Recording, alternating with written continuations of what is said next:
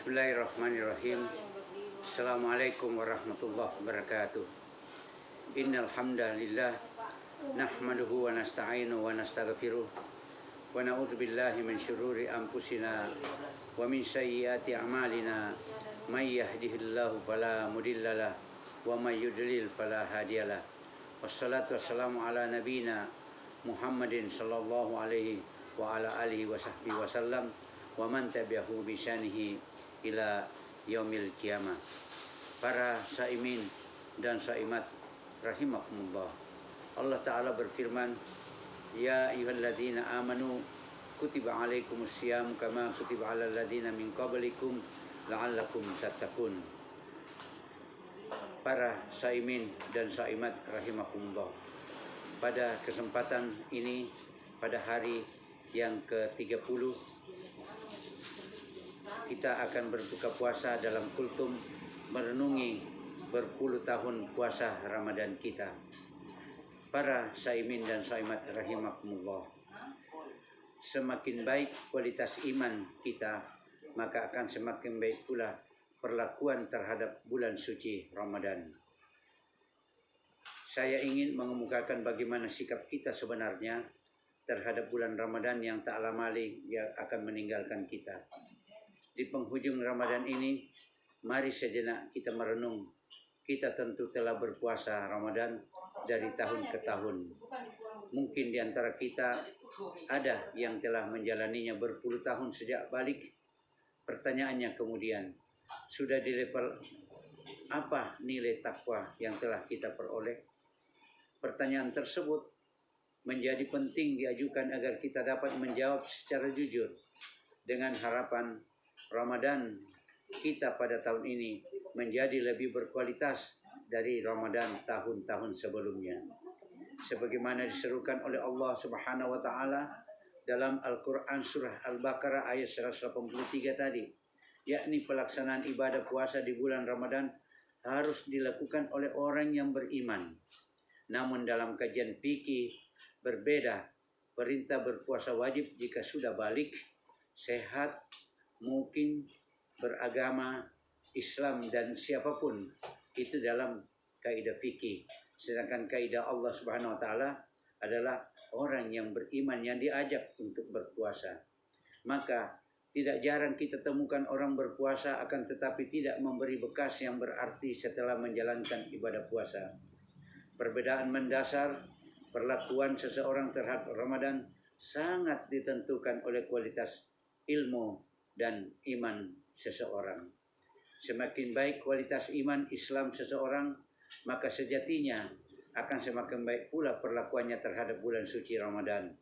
Dalam hal ini Imam Al-Ghazali dalam kitabnya Ihya Ulumuddin membagi 3 tingkatan orang berpuasa. Pertama, puasa orang awam, yang kedua puasa yang khusus, dan yang ketiga puasa khusus. Saum am atau puasa umum adalah puasanya orang kebanyakan. Puasa pada tingkatan ini hanya tidak makan, tidak minum, serta tidak mengadakan hubungan suami istri.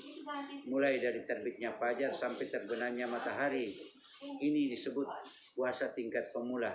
Namun walaupun pemula, tapi sudah membentuk akhlakul karimah, sungguh sangat besar artinya. Yang kedua, saum khusus atau puasa khusus. Pada tingkatan ini bertambah nyata sumbangnya pada pembentukan akhlakul karimah. Seorang yang berpuasa tidak hanya tidak makan, tidak minum, dan tidak melakukan hubungan suami istri, tapi dia mulai mempuasakan mulutnya, tidak berbohong, tidak mengumpat, dan lain sebagainya. Sampai Rasulullah Shallallahu Alaihi Wasallam bersabda, puasa itu benteng selama tidak dirusak oleh bohong dan ghibah. Dan di dalam surat Qaf ayat 18 Allah berfirman, a'udzubillahi minasyaitonirrajim, ma yalfidu min qaulin illa ladaihi raqibun atid. Tiada suatu ucapan yang diucapkan melainkan ada di dekatnya yang selalu hadir raqib dan atid. Puasa ini sering disebut dengan puasa para salihin.